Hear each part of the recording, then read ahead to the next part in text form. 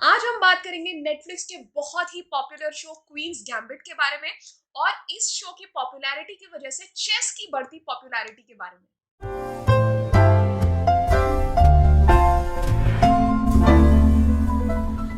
Hello दोस्तों, कैसे आप लोग? आई होप आपका 2021 का फर्स्ट वीक बहुत ही अच्छा जा रहा है।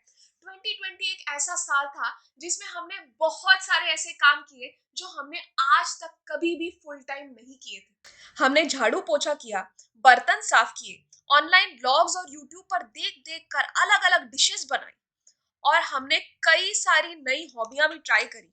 लोगों ने गार्डनिंग शुरू करी, कैलीग्राफी सीखी, पजल सॉल्व किए, ऑनलाइन गेमिंग करी और मंडला कलरिंग भी करी। पर एक हॉबी ऐसी है जिसको ऑनलाइन आने वाले ऑलमोस्ट हर एक इंसान ने अपनाया और वो है ओटीटी प्लेटफॉर्म्स पर कंटेंट देखना। इंडिया में बहुत सारे ओटीटी प्लेटफॉर्म्स हैं और आपको अलग अलग वैरायटी का कंटेंट उन पर देखने को मिलेगा। आप ही की तरह मैंने भी ओटीटी पे बहुत सारी सीरीज देखी, पर उनमें से एक सीरीज है जो मुझे बहुत ज्यादा पसंद आई और जिसकी वजह से मैंने फिर से चेस खेलना शुरू किया और उस सीरीज का नाम है the Queen's Gambit. Queen's Gambit Netflix पर एक नई लेकिन काफी ज्यादा पॉपुलर सीरीज है और 23 अक्टूबर 2020 को लॉन्च होने के बाद से अभी तक ये वर्ल्ड के टॉप 10 में है।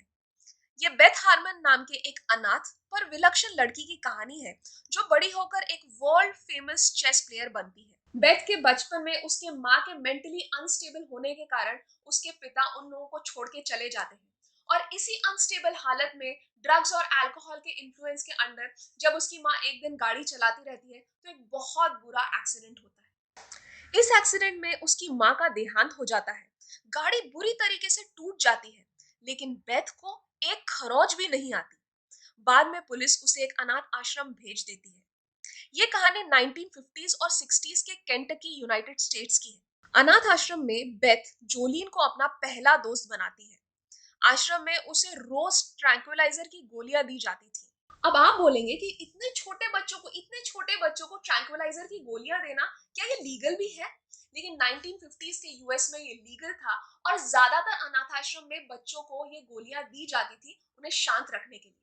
और ये गोलियां लेते लेते धीरे धीरे बेथ को उनकी आदत पड़ गई। एक दिन जब वो डस्टर साफ करने बेसमेंट में गई तो वहां उसने अनाथाश्रम की सफाई करने वाले मिस्टर शाइबल को चेस खेलते हुए देखा। मिस्टर शाइबल ने पहले तो उसे खेल सिखाने से मना कर दिया, तो भी वो रोज वहां आती, मिस्टर शाइबल को खेलता हुआ देखती और उनको खेलता हुआ देखते हुए ही उसने काफी सारे मूव्स खुद से ही समझ लिए। उसकी ये होशियारी देखते हुए मिस्टर शाइबल ने उसे चेस खेलना सिखाया।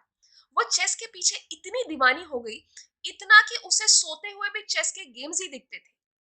जल्द ही वो मिस्टर शाइबल को हराने लगी। मिस्टर शाइबल वहां के चेस क्लब के प्रेसिडेंट को लेकर आए। बेथ ने उन्हें भी हरा दिया। उसके बाद उन्होंने उस 9 साल की बच्ची को हाई स्कूल के 12 बेस्ट प्लेयर्स के साथ कॉम्पीट करने को बुलाया।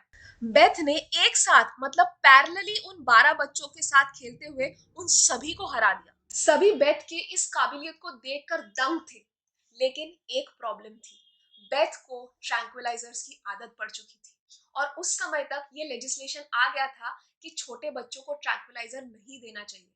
पर उस ट्रैंक्विलाइजर के लिए वो अपनी डिस्पेंसरी में जाके ट्रैंक्विलाइजर चोरी करने लगी और एक दिन पकड़ी गई। उसके बाद उस अनाथाश्रम के अथॉरिटीज ने उसका चेस खेलना कंप्लीटली बंद कर दिया। कुछ सालों बाद व्हीटली दंपत्ति ने बेथ को गोद ले लिया। मिस्टर व्हीटली के साथ बेथ की बिल्कुल पटती नहीं थी, लेकिन मिसेस व्हीटली और बेथ काफी अच्छे दोस्त बन गए थे। कुछ दिनों बाद मिस्टर व्हीटली मिसेस व्हीटली को छोड़कर चले गए और बेथ और मिसेस व्हीटली पर काफी आर्थिक संकट आन पड़ा।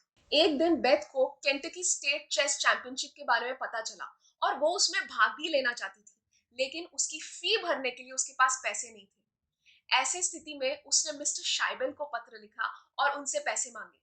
कुछ दिनों बाद मिस्टर शाइबल ने उसको भाग लेने के लिए जितने पैसे चाहिए उससे थोड़े ज्यादा पैसे उसको भेज दिए। फाइनली उस स्टेट चैंपियनशिप में जाकर उसने बड़े बड़े प्लेयर्स को हराया और स्टेट चैंपियनशिप जीत ली और ऐसे करके धीरे धीरे और भी चैंपियनशिप जीतने लगी।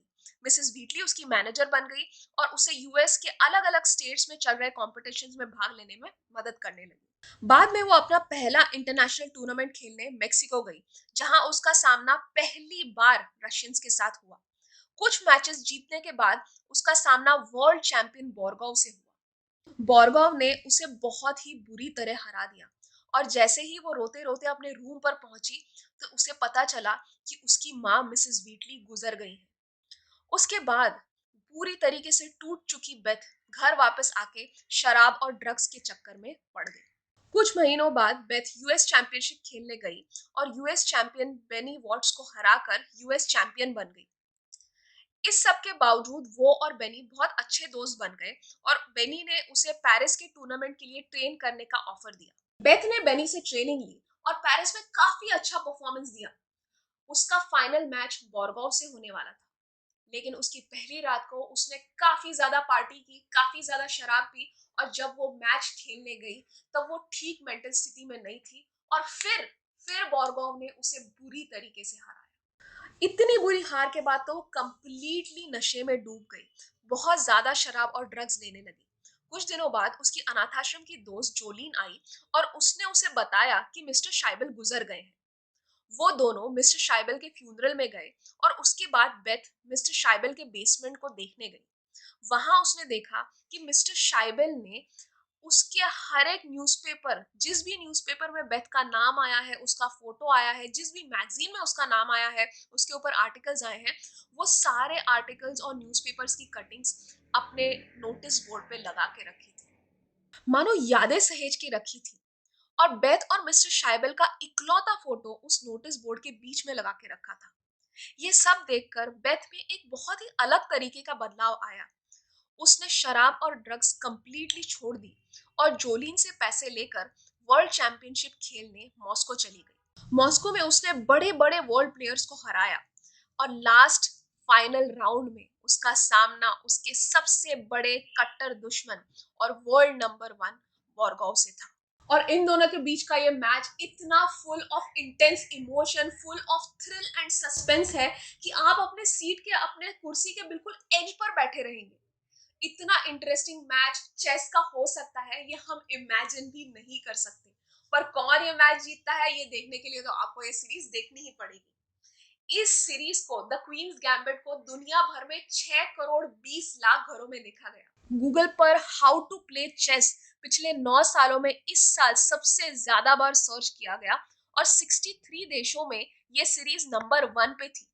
chess.com ने इस शो के रिलीज के बाद एक महीने में 2.8 मिलियन नए सब्सक्राइबर्स जोड़े और चेस बोर्ड्स के रिटेल सेल्स में 1000% से भी ज्यादा की बढ़ोतरी देखी गई। पर चेस खेलने से आखिर हमें क्या फायदा?